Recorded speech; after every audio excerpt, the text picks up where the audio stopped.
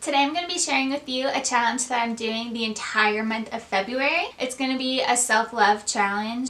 That doesn't mean it's going to be like a treat yourself every day of February. It's more things that are just going to make you feel good about yourself, things that are going to give you confidence. There are two ways you can participate in this challenge. The first is going through a calendar. Each day there's going to be a different task that you're going to do, and I'm going to link this down below.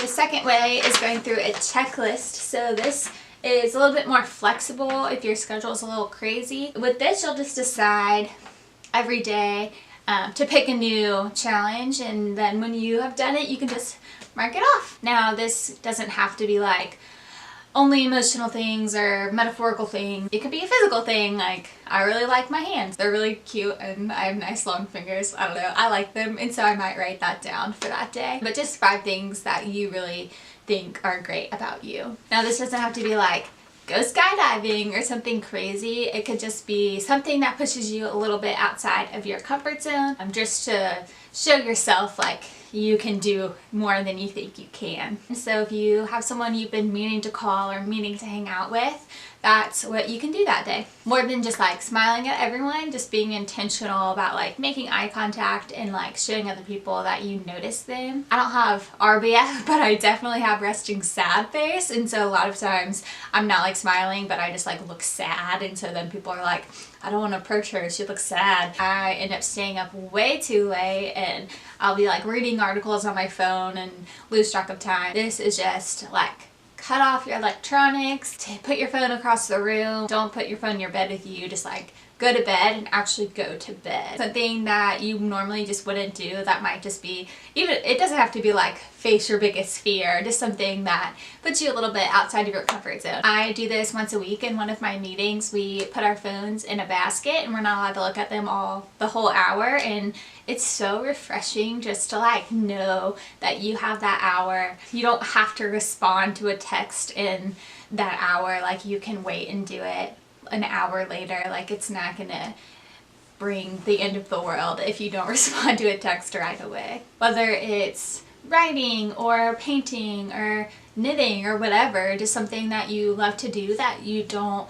have a lot of time for, just do something you love. Whatever that looks like for you, if that means do your hair really nice, if that means to go get your nails done, if there's something that's like pampering yourself and it's just gonna make you feel good about yourself, then do it. Whether you have to delete the apps from your phone that day and just get them back later, whatever you need to do to make sure you don't go on social media that day, do it. Have a day to focus on you. Whether that's alone in your room or in your living room with your roommates or even at work, like have a dance party. It could be an acquaintance or someone you've literally never met. Just if you notice something about somebody, like the clerk at the grocery store is like really nice and just does her job really well, like tell her that, like give her that compliment. I know for me, like there's a show that I watch with one of my friends and we haven't been able to watch for a while, and so I'm gonna try to invite her over to watch that show. But just any show that you like that you just don't get to watch a lot, just watch an episode. This is just a list you can go back to when you are feeling sad or down or frustrated or whatever. Just 10 things that you know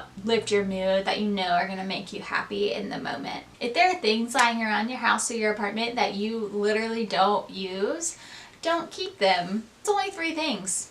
You can get rid of 3 things. I know that I put off cleaning a lot. It's really easy for my room to get really messy really fast, and so this is just like a time set aside to like clean. I think I feel a lot better about how I'm doing in life when my room is clean. Whether that's play an instrument or paint or write or make a YouTube video, just find time to do something that just makes you feel creative, like you're making something and creating something. So if there is something that has been on your to-do list for weeks or even months that you just keep moving to the next day or the next week or whatever, just go ahead and get it done. Whether that means just paying for the car behind you in the Starbucks line, or buying a friend a coffee and hanging out with them for an hour or so. On that day, I'll probably listen to a Tell Me Something I Don't Know podcast, which I'll link down below. They are amazing, and I just learn a lot whenever I listen to them. Just learn something new. It doesn't have to be like, learn how to play the violin. Like, that's a little too much.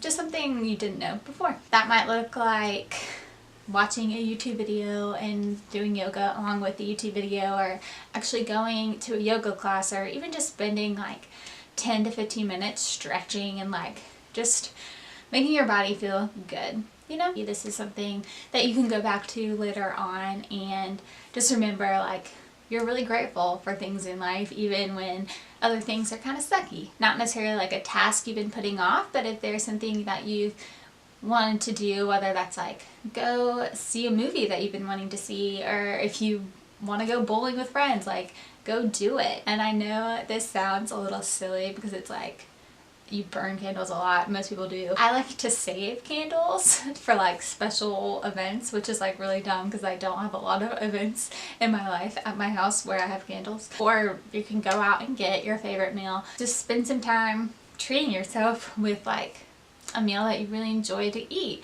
And it doesn't have to be super healthy, so whether that's like going to Chick-fil-A or making a thing of lasagna, I don't know, whatever you like, just make it for yourself. Songs that just make you feel good and feel happy, just so when you are feeling down about yourself or whatever, that you have a playlist that you can go listen to that just like makes you feel good. This is something that I really like to do and don't do a lot because I don't want to waste gas or stuff like that. Sometimes I really just like driving around and exploring the city and like looking at houses. Just take a drive, like do something fun, whether it's by yourself or with friends. Like, it's just sometimes fun to take a drive, take the long way home, whatever. So that is the 28-day self-love challenge that I'm going to be doing the entire month of February. And I would love to hear how it goes for y'all. If you want to stay updated with my challenge, I am going to be posting a video at the end of the challenge, but